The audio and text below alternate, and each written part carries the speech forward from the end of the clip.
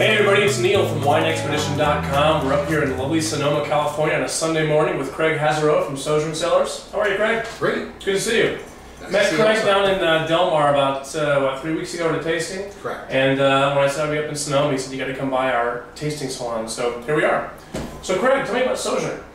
Yeah, Sojourn is a partnership between myself and Eric Bradley, and we make high-end artisan Pinot Noir and Cabernet. Mm-hmm. We're making the wines in a handmade fashion, and we sell most of our wines, frankly, direct to consumer.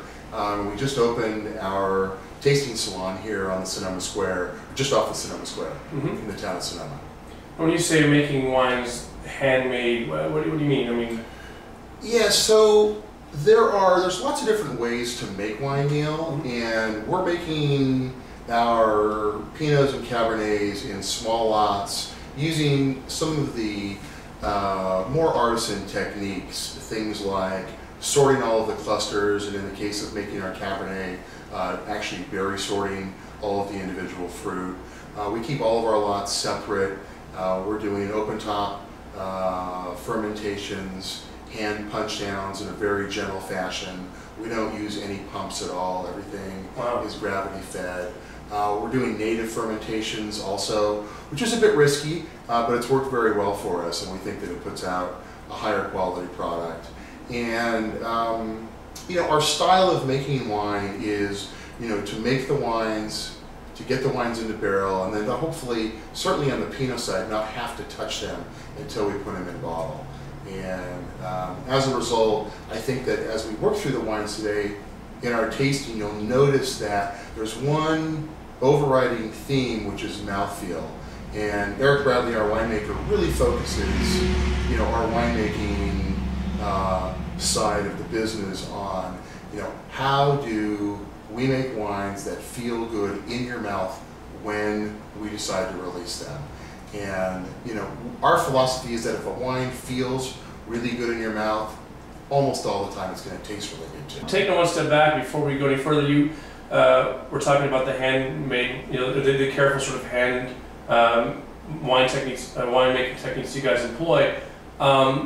Before that, we were talking earlier about the fact that you guys are sort of a new breed of winemakers that, you know, aren't necessarily, you know, focused on a big piece of property that you have to always go to, and it's not your winery. I mean, talk about that. Yeah, well, I mean, there's a lot more people making wine today than there ever have been. Sure.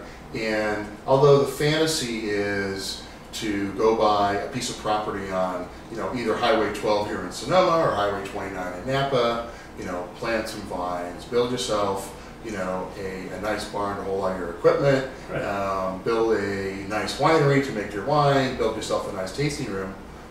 The reality is that there's just no more real estate.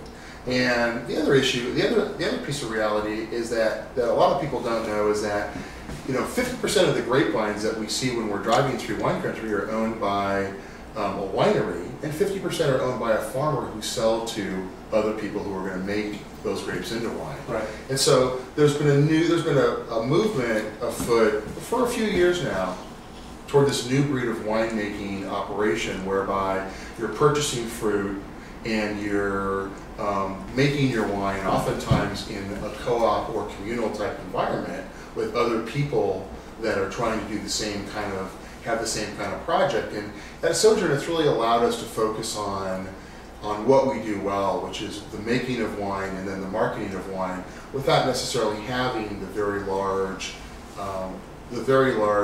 piece of infrastructure and the overhead, the overhead and the cash requirements, sure, and the capital that goes along. So your fruit comes from various sources in Sonoma.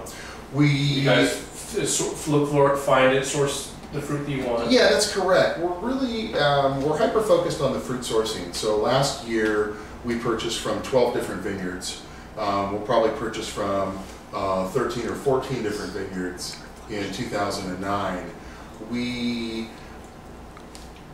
Eric is extremely focused on trying to find the best vineyards that have the ability to deliver the fruit that we're looking for.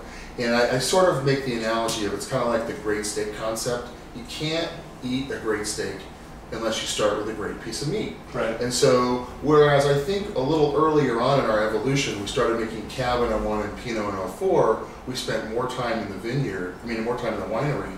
And we've actually shifted some of those cycles, and now we spend more time in the vineyard, realizing that when we decide that we're going to pick the grapes, we get exactly what we want, it makes the making of, the attempt at making great wines a lot easier.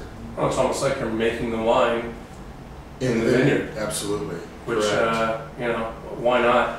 Why not start there? Yeah, and so again, that's what we've done, with respect to our shift, in focus. And so the vineyards become incredibly important to us in that we have philosophical alignment with the people that we purchase fruit from, in so much as, we have all our expectations set as to they understand what we need and we know, and we also want to create win-win relationships with the people that we purchase fruit from.